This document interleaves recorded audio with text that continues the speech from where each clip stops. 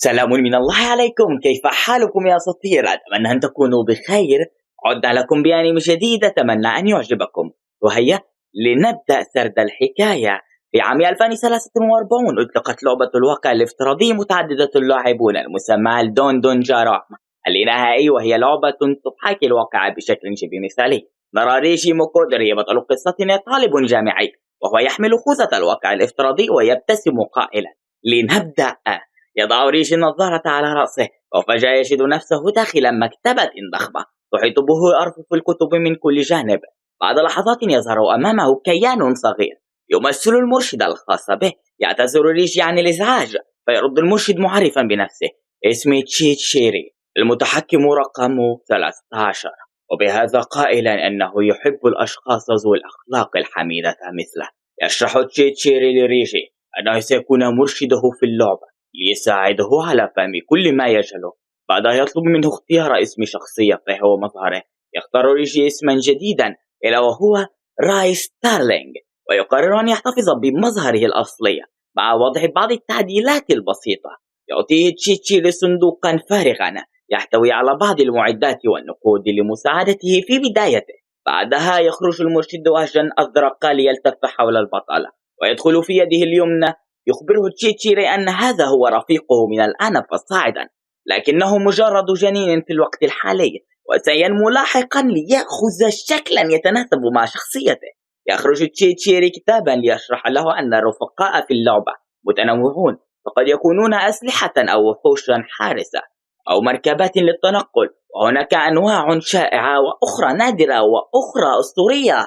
نهاية يطلب منه اختيار جنسيته داخل اللعبة، فيختار ريجي الانضمام إلى مملكة آلتا. بعد ذلك يسأل ريجي المرشد عن هدف اللعبة، فيبتسم تشيتشيري ويقول: يمكنك أن تصبح أي شيء، بطلا أو شريرا، ملكا أو صهلوقا.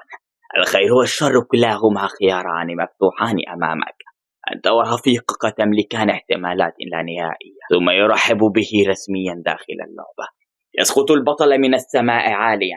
بعد لحظات يستفيق ليلامس الأرض قائلا بدهشة: هذا حقيقي. بينما تقع عينيه على بوابة مدينة هالتيا، عاصمة مملكة آلتا. أثناء سيره باتجاه المدينة يصطدم بفتاة فتطرحه بعيدا، مما يسبب له إصابات طفيفة. تسارع الفتاة لمعالجته وتعتذر عما فعلت. يسألها ريشي عن سبب استعجالها، فتجيبه بأن أختها مفقودة وتوريه صورتها. يوضح لها أنه وصل لتوه إلى المدينة ولا يعرف شيئا، لكنها تعطيه ورقة للتواصل معها إذا وجدها يقرأ ما هو مكتوب: فارس آلتار من الحرس الملكية، نائبة القائد ليليانا. عندها تفعل مهمة من المستوى الخامس: إيجاد ليليانا غراندرا.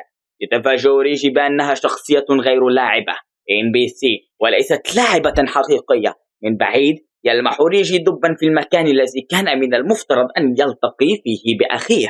يودع الدب الأطفال هناك، ثم يقترب ليتعرف البطل على أخيه الذي يستخدم اسما داخل اللعبة، وهو شو ستارلونج. يسأل ريجي عن طبيعة هذه المهمة، فيجيبه أن ليليانا شخصية NPC شهيرة ولها شعبية بين مجتمع اللاعبين. يستغرب ريجي سبب وقوع هذه المهمة عليه تحديدا، فيوضح الشو أن في هذه اللعبة لا توجد شروط محددة للحصول على مهمة. أحيانا يكفي مجرد حدث عابر لتفعيلها. يعطي ريجي الورقة لشقيقه، فيرد الأخير بقلق: هذا سيء، لأن المهمة داخل بستان مهجور يعرف بعرين وحش خطيرة. ثم يكمل موضحا: إذا قبلت مهمة إنقاذ ولم تنجزها، فإن شخصية الNPC ستختفي من العالم إلى الأبد. والأمر يزداد خطورة، لأن المهمة محدودة بوقت معين. إما إذا مت داخل اللعبة فعقوبتك ستكون الحظر ليوم كامل، أي ما يعادل 3 أيام داخل اللعبة. في وقت لاحق كانت ليليا أخت ليليانا تحارب الوحوش وتحمي أختها. حينها تدخل ريجي وأخوه لمساعدتها، وتمكن من القضاء على الوحوش الصغيرة. شكرتهما ليليا عندها اكتشفت أن راي ما هو إلا الأخ للدب الشو. لكن فجأة ظهرت ديدان ضخمة شبيهة بالتنانين حاولت مهاجمتهم، لكن شو تدخل وهاجمهم فحاصروه. طلبت ليليا ريجي بأن يأخذ أختها الصغيرة ويهربا. فامتثل الأمر وبدأ بالركض، لكن وحشا ضخما اعترض طريقهما. كان هريش يتفاداه مرارا وتكرارا وهو يشرب الإكسير لاستعادة طاقته، غير أن الوحش وجه أنظاره للفتاة الصغيرة. حاول هريش صده، وفي اللحظة الأخيرة أنقذها بفضل الدبوس الذي منحته إياه سابقا. يقف الوحش أمام ريجي بينما الفتاة بين ذراعيها، ولم يعد أمامه أي مضطر. عندها نظر إلى يده وخاطب الجنين قائلا: هيا هيا استيقظ. فجأة توهجت البلورة وخرجت منها فتاة وقالت: دع الأمر لي يا سيدي، لقد أحسنت صنعا. تحولت الفتاة إلى سيف وأضافت: استلني ودمر هذا الدودة اللعينة. وبضربة غاشمة من ريجي انفجر الوحش الضخم. خرجت الفتاة من السيف وعرفت عن نفسها نيمسيس، رفيقته من نوع العذراء المقاتلة، ولدت من جسده وروحه وسعدت بلقائه. وقف ريجي مذهولا مما رأى. في وقت لاحق شكرتهم ليليا لإنقاذ أختها قبل أن يخرج شو من تحت الأرض وهو يهزي ويضحك بخفة. وفي النهاية ودعتهما ليليا وأختها الصغيرة بعدما قدمت لهما ريميمبر كمكافأة، وهكذا انتهت المهمة. وفي وقت لاحق نرى مجموعة من الأشخاص يتحدثون عن فشل مهمتهم في القضاء على ليليان الفتاة الصغيرة، لكن ما كان صعب التقبل عليهم هو أنهم خسروا أمام راي ذو مستوى صفر. عندها يسألون ملك الوحوش الذي ظل صامتا طويلا إن كان لديه ما يقوله، فيجيبهم بابتسامة: الدب كان لطيفا. بعد هذا الحديث تنتقل بنا الأحداث لنرى تلك المجموعة تأكل بشراهة، وفي الوقت نفسه يظهر إشعار للبطل يخبره أنه جائع في العالم الحقيقي. عندها تقول لها نيمسيس: عليك العودة في أسرع وقت. فيومئ بالإيجاب. يخرج البطل من اللعبة بينما تواصل المجموعة أكلها، وعندما يعود لاحقا يسأل البطل هو أخاه عن نوع رفيقته، فيجيب بأن هناك نوعا مماثلا لدى شخص آخر لكنه الآن جنين أعلى.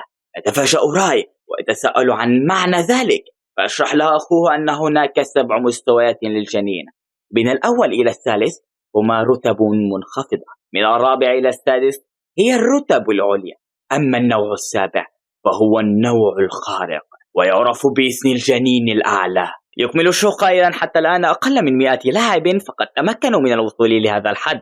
عندها يسأله ريجي عن مدى تطور جنينه، فيجيبه أخاه: هذا سر. بعدها يبدأ راي بسؤاله عن علاقته بليليا الحارسة، فيرد الشو بأن ليليا مستاءة منها، ثم يروي له السبب لأنه قبل 6 أشهر جنت إمبراطورية درايف أرض الآلات حربا على مملكة ألتار.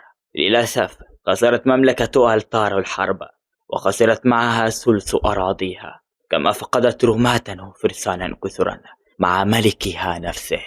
يتساءل ريجي بدهشة: هل درايف قوية إلى هذا الحد؟ فيرد الشو: لا، البلدان متساويون في القوة، لكن المشكلة أن أغلب أسياد ألتار لم يشاركوا لأن الملك رفض إعطاء الهدايا، بينما درايف قدمت هدايا واضحة وسخية وكان ذلك حافزا. لكن السبب الحقيقي في نهش ألتار كان بفضل الثلاثة الكبار. أولهم ملك الدمار اسمه الحقيقي غير معروف وهو في أعلى مراتب القتل، ثانيهم جلاديتور فياجرو من أعظم اللاعبين، وثالثهم سوكيو فوسو ملك قبيلة القمر في قمة القبائل. وبسبب غياب أعلى اللاعبين عن المشاركة ومع عزوف الكثير من اللاعبين الآخرين أيضا اتجهت المملكة إلى الخراب. لكن وسط هذه المعركة هاجم جيران مملكة درايف مملكة كلانديا مملكتهم، مما أجبر درايف على التراجع لحماية نفسها. عندها قال راي متعجبا: إذن لهذا ليليانا بائسة منك؟ فأجابه الشو: نعم، وأيضا آخر قائد للفرسان الذي مات في الحرب كان والدها، ولا سبب في المرة القادمة سأشارك بالتأكيد، خاصة أن درايف بدأت استعدادها من جديد بينما دولة ألتار تزداد ضعفا. بعد ذلك يحتار البطل بشأن مستقبله ويقرر أن يرفع مستواه ليصبح لاعبا ذا شأن. وفي وقت لاحق اختار أن يصبح بالداين. كانت متطلبات هذا الاختبار صعبة: أولا قتل 50 من التنانين أو أشباه التنانين، ثانيا التبرع ب200,000 لير للكنيسة، ثالثا الحصول على توصية من فارس ملكي. أوفر بالشرط الأول وتبرع للكنيسة بالمبلغ المطلوب، ثم ذهب ليحصل على توصية من ليليانا. بعد ذلك ودع أخاه لينطلق في طريقه لرفع مستواه. يتحمس راي مع نيسيس، يبدأان بقتل الوحوش حتى يلتقيا بشخصين محاصرين، فيقرران مساعدتهما عن طريق الشفاء. يتعرفان على بعضهم بعد ذلك ثم يفترقون لاحقا. يعود ريجي مع رفيقته إلى الغابة ليستكملا رفع مستواهما، لكن بينما يقاتل يتعرض لهجوم مباغت من الخلف، وفي اللحظة الأخيرة يتفادى الخطر لكنه يسمع صرخات اللاعبين. أخيرا يقرر الهرب إلا أنه يتلقى ضربة قوية ثانية، وهذه المرة لم يستطع صدها فيموت داخل اللعبة. بعد مدة يعود ريجي مجددا للعبة لتستقبله نيمسيس بندامة وتقول: أنا السبب، كنت ضعيفة جدا. لكنه يبتسم لها ويجيبها: مع ذلك بذلنا كل ما لدينا، لا يزال أمامنا طريق طويل لن نقطعه. ثم يتصافحان بحرارة ويقولان معا: هيا لننطلق. بعد فترة يتوجه ريجي مع نيمسيس إلى متاهة المقبرة لرفع مستواهما. عند البوابة يستقبلهما الحارسان ويسمحان لهما بالدخول. في الداخل تبدو نيمسيس خائفة من الأشباح، لكن سرعان ما يهاجمهما عدد هائل منها، فيبدأ ريجي بتقطيعها واحدا تلو الآخر حتى ينهي القتال. وأثناء تقدمهما إلى الداخل هاجمه فجأة أحدهم من بعيد مستخدما حلقات حديدية. بصعوبة تمكن ريجي من صد الهجوم ليتراجع متوترا أمام الخطر القادم. عندها يظهر رجل بملابس أنيقة ويعتذر قائلا: لم أكن أعلم أنك لاعب. يسأله الرجل الغامض عن سبب وجوده هنا، فيجيبه ريجي أنه يسعى لرفع مستواه.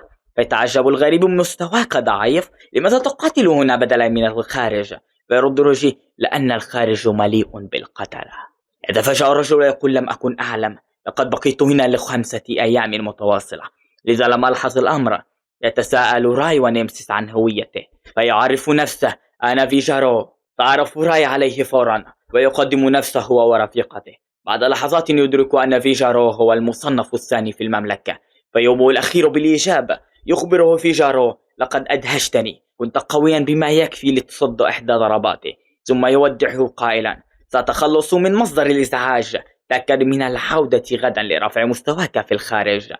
بعد مدة يلتقي ريجي بمجموعة في مقهى ويتحدثون حول موضوع ترك قتلة اللاعبين لجميع أراضي الصيد. فجأة يجيبهم البطل بالإجابة، وأثناء النقاش يقول: ربما شخص ما قضى عليهم دفعة واحدة. فجاء تظهر فتاة وتخبر أن حدسه كان صحيحا. تعرفهم الفتاة على نفسها بأنها بائعة معلومات، يدفعون لها بعض المال، فتبدأ بشرح السبب قائلة: المتفوقون الأربعة لمملكة ألترا بدأوا بإبادة هذه العصابات. ثم تتابع: أولا ملك الدمار مجهول الهوية، فيجارو صاحب السلسلة اللانهائية، توسوكيو فوسو من العالم القمري، ليلي معجزة الأعياد. وتكمل كل واحدة منهم قضاء على مجموعة كاملة. بعد ذلك تخرج كرة سحرية وظيفتها بس مقاطع الفيديو توضح أجزاء من هذه الأحداث، ثم تقول: لنبدأ من الجنوب.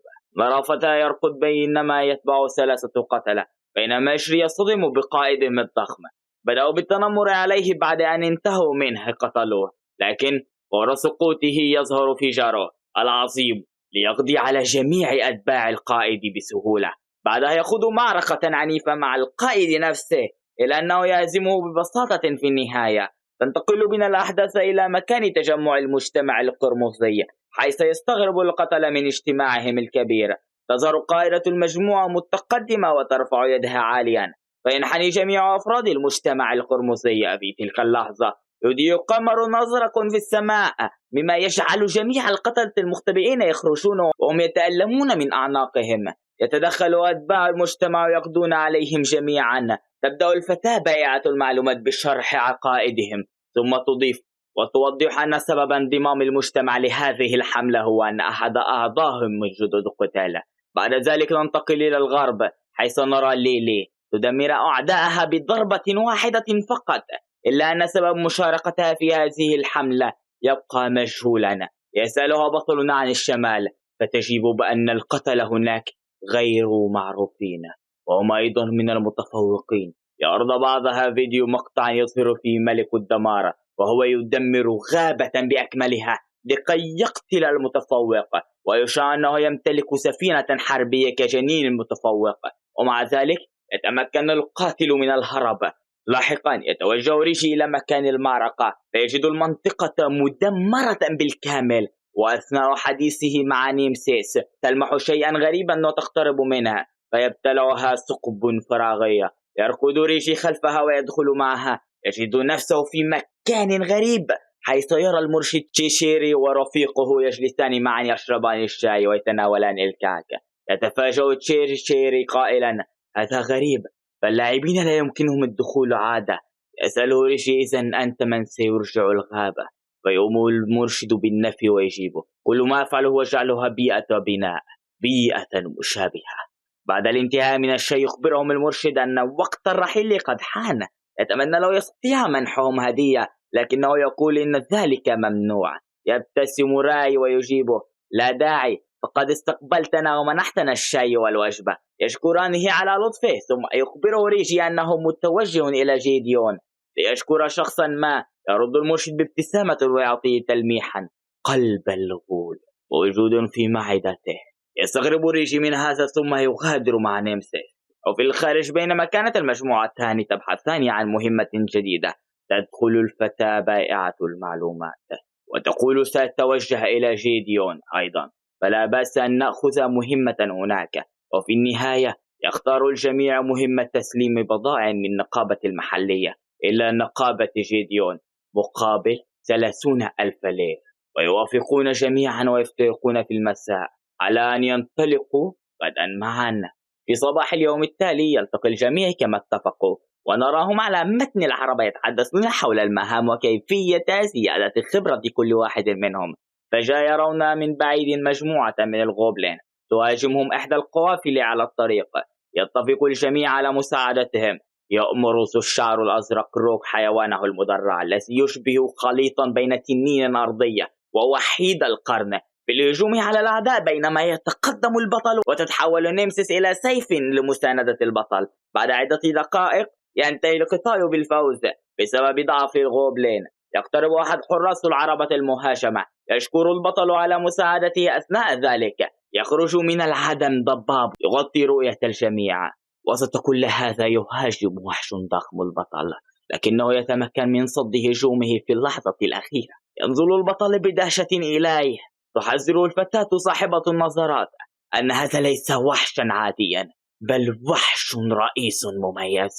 يبدأ البطل بمواجهة الوحش، بينما تطلب منه الفتاة التراجع. إذا يطلق الوحش دخانا ساما يتعرض له الجميع. يتحامل البطل على نفسه ويهاجم بكل قوته مستخدما تقنية الانتقام الملكي، فقطع أصابع الوحش فقط. بسرعة يبدأ بمعالجة نفسه. تنادي عليه الفتاة بائعة المعلومات بينما هو في خضم المعركة، وتطلق عليه إكسيرا يمنحه مقاومة ضد التسمم لمدة 180 ثانية. يستعد البطل وتخبر نيمسيس أنه الآن يعادل الغول قوة. يهاجم الوحش البطل عدة مرات، وفي كل مرة يستخدم تقنية الشفاء لاستعادة نقاط حياته. فجأة تحذر نيمسيس من هجوم طائر الصخر الأحمر، لكنه يتفاداها في آخر اللحظة.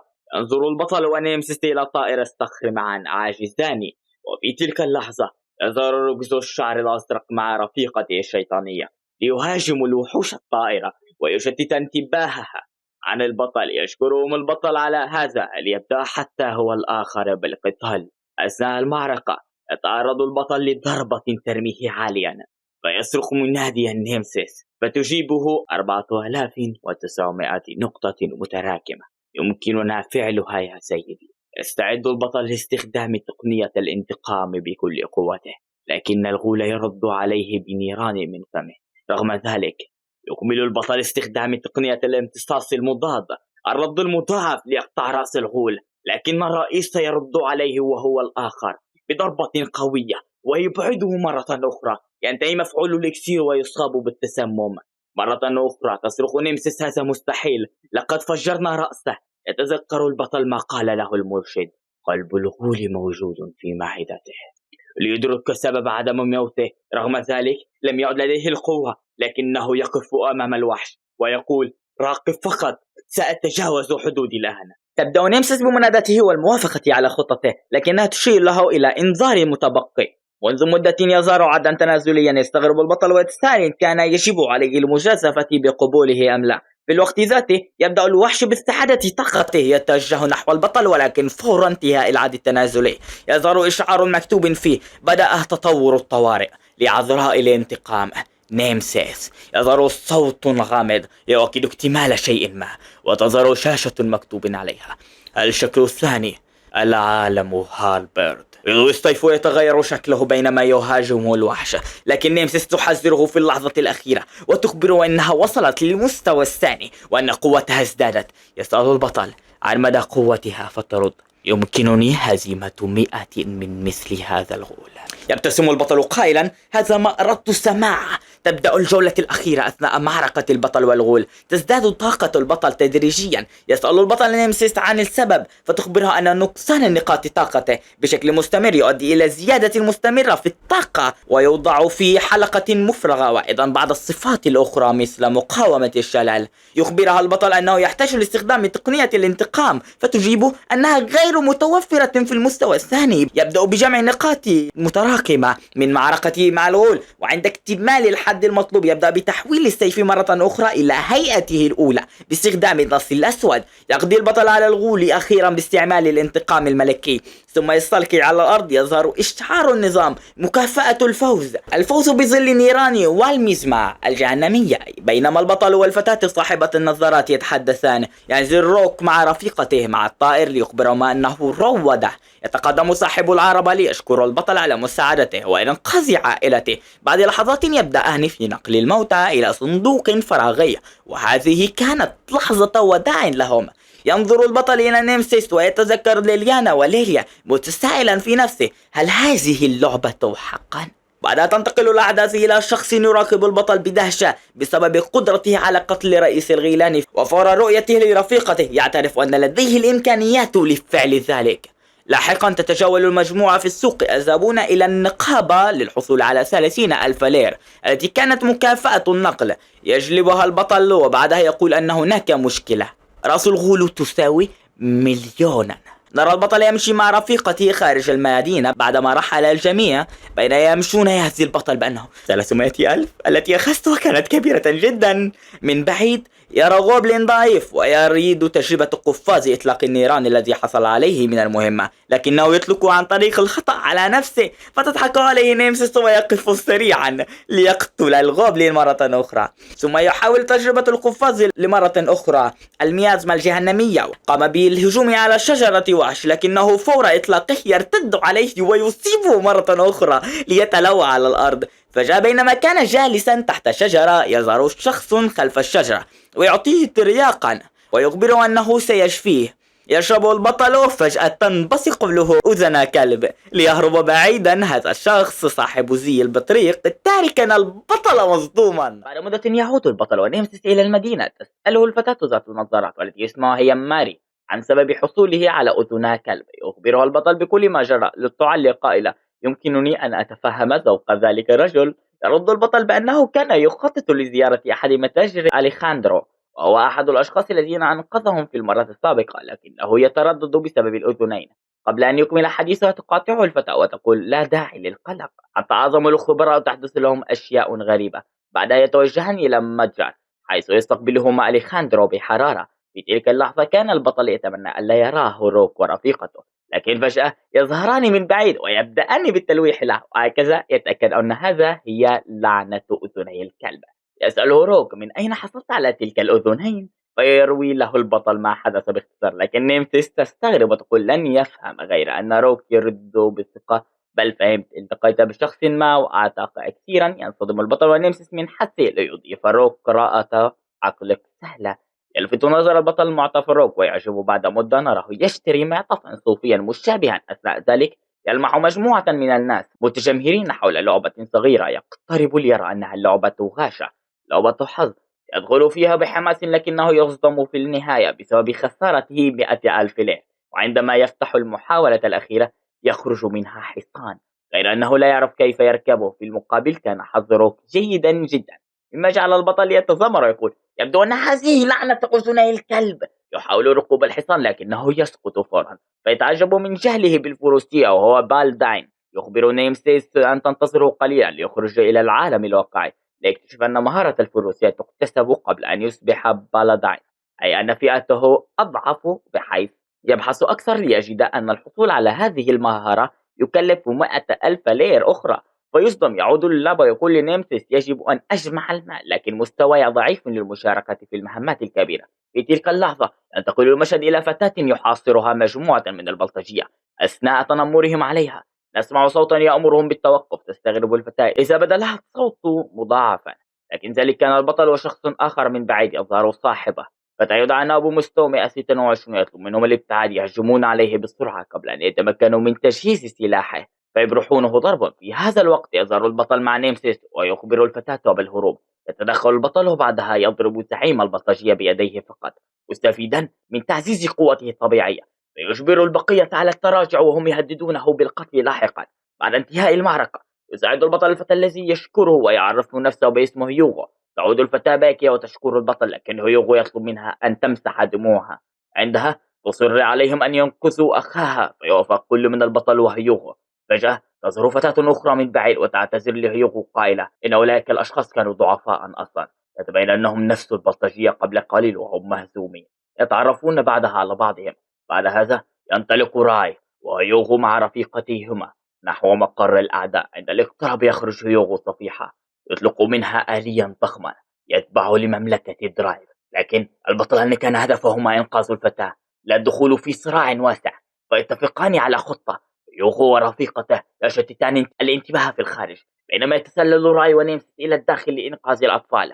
يتقدم هيوغو مستخدما الآلية المضرة ويطلق دخانا كثيفا، فيتمكن راي ونيمسيس من الدخول في الداخل. نراهم يواجهون حشدا كبيرا من الزومبي، فيقضي عليهم راي باستخدام مدافع النيران الخاصة به. بعد القضاء عليهم تظهر شرارات حمراء تتطاير نحو السماء وتشكره على تطهيرها. يرفع راي رأسه ويقسم على الانتقام من الأوغاد. يتذكر حينها ما قاله له هيوغو سابقا والذي لم نسمعه وقتها، أن الأسياد أمثالهم لا يرون هذا المكان مجرد لعبة، بل يعاملونه كواقع حقيقي. ينادي البطل نيمسيس فتجيبه بصوت قوي: هيا لندمرهم يا سيدي.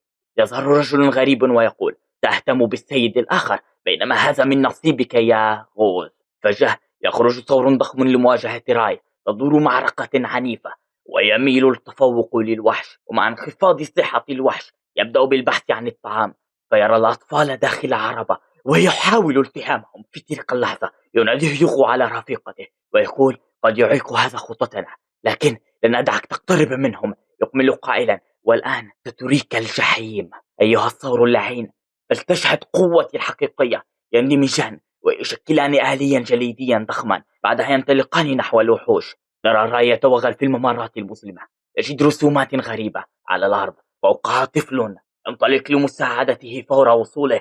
فجأة يشعر ببرودة دم ويسقط على الأرض. يظهر القنطور بعد سقوط البطل على الأرض وهو يحمل الطفل. يبدأ القنطور بالسخرية من البطل ويقول أنه سيحوله هو والأطفال إلى اللاموتى. فجأة تقطع يده فيصدم لنرى أن راي هو من هاجمه. ينهض البطل بعدما شفي ويتوعد القنطور بالموت. يرسل القنطور مجموعة من الزومبي عليه. بينما يهرب يطارده البطل ممتطيا حصانه الفضي. يستنجد القنطور بجوز لأنه يجد رأسه مقطوعة ومجمدة. عندها يظهر هيوغو ويقول له: حان دورك الآن. يتراجع القنطور للوراء، يجد البطل أمامه. يخرج بعدها بلورة ويطلقها على البطل، لكن راي يصدها. يقترب البطل منه وسلاحه مصوب إليه ويخبره أنه لا مكان للهرب. يبدأ القنطور بعرض المال وأشياء أخرى على البطل، فيمد الأخير يده نحوه. يسأله القنطور: هل تريد المال؟ فيجيبه البطل: لا، حياتك كافية.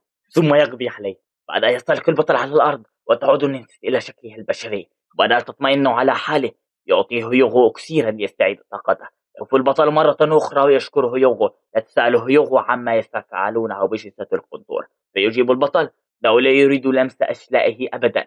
وتوافقه نينسيس الرأي. يطلب يوغو من كيوكو أن تخرج، تسأله إن كان متأكدا، فيجيبها بنعم. تتحول إلى هيئتها البشرية وتكشف أن اسمها الحقيقي هو كيوكتوس. جنين هيوغو من نوع العذراء تخبرها نمس أنها تشبهها، فترد كيوكتوس بالإيجاب. يتوجه بعدها الجميع إلى الداخل لإنقاذ الأطفال. في الخارج نرى بعض البلطجية الناجين يقولون أنهم سيأخذون بعض النقود. يفتح أحدهم صندوق زعيمهم، فتخرج كمية كبيرة من الأموال. يفرح الجميع لكنهم يجدون شيئا غريبا. يمسك أحدهم فجأة، تفتح عينيه وتصدر عبارة: تنشيط، تدمير المخزن، استدعاء مهارة الانتقام. خلق ضغينة الموتى تتحول إلى كره ضخمة تمتصهم جميعا، ليخرج منها وحش عملاق يدعى جو سميث. يظهر متحكم في الإدارة لكنه لا يبدي أي ردة فعل. لاحقا يخرج هيوغو ورايما ومعهما الأطفال، ليجدوا الوحش الضخم في الخارج. يعرف أنهم في مأزق. أثناء ذلك تخرج فتاة صغيرة من العربة وهي تبكي، فيوجه الوحش نظره إليها ليهاجمها، لكن البطل يصد ضربته باستخدام قاذف النيران، فيسقط الوحش. يطلب البطل من هيوغو إنقاذ الأطفال والهروب، فيجيبه حسنا. تبدأ معركة ملحمية بين البطل ونيمسيس ضد القنطور الضخمة، ويجمح البطل نقاط الانتقام ليقتله بضربة واحدة. بعد اكتمال الحد الأقصى يقطع رجل القنطور ليختل توازنه وننزل رأسه للأسفل، فيستعد راي لقطعه، لكن القنطور يفاجئه ويطلق لهبا من عينيه. يرمي البطل بعيدا وكأنه سيموت لولا حماية نيمسيس له بجسدها. تطلب منه الاستيقاظ لكنه تضرر كثيرا. تعطيه إكسيرا ليستعيد بعض قوته. بينما ذهبت لتماطل الوحش، نرى البطل في خياله يعود إلى الماضي حين كان صغيرا. نراه ينقذ فتاة. يظهر أخوه الكبير ليقول له: رغم أنك خاطرت بحياتك وكنت تموت لولا وجودي. يعتذر راي الصغير بشدة. إن أخاه قال له: لكنك حاولت إنقاذها، وهذا جيد. ويضيف: اليوم سأريك كم أنا قوي. ثم نراه في الحلبة يهزم أحد خصومه في الملاكمة. بعدها يظهر البطل أمام جسم أسود يسأله عن ماهيته. تجيبه الفتاة أنها شظية من قاذف النيران التي يستخدمه. تطلب منه أن يعتني بها جنبا مع نيمسيس. نعود إلى المعركة حيث كانت نيمسيس على وشك الهزيمة، ويتدخل راي ويهاجم القنطور بقاذف النيران. تقول له نيمسيس: كيف تترك سيدة وحدها؟ فيجيبها البطل: حان وقت الانتقام. ينطلق البطل بكل مهارته، وفي النهاية يطيح بالقنطور أرضا ويقضي عليه بعد هزيمة الوحش. ويمتطي البطل حصانه سيلفر، يعرف أنه اكتسب مهارة ركوب الخيل. يخبر نيمسيس أنه رغم كل هذه الوحشية سيكمل اللعبة، فتجيب أنها ستحميه دائما. فيخجل ويشكرها. لاحقا يظهر هيوغو وكيوكو معا يتوجه إليهما البطريق، ويخبرهما أن راي قتل الوحش فلا داعي للقلق. يتحول البطريق إلى هيئته البشرية ويقول: سيدنا، نحن مثلث الحكمة، سنضع حدا للحرب بين الإمبريالية والمملكة. وهنا تنتهي قصتنا. كانت أحداثا مشوقة. ماذا سوف يحدث بعد ذلك؟ بل تلك الشخصية في الواقع، هل هي فقط جزء من سلاحه أم أنها شيء أكبر من ذلك؟ سنعرف ذلك في الحلقات القادمة.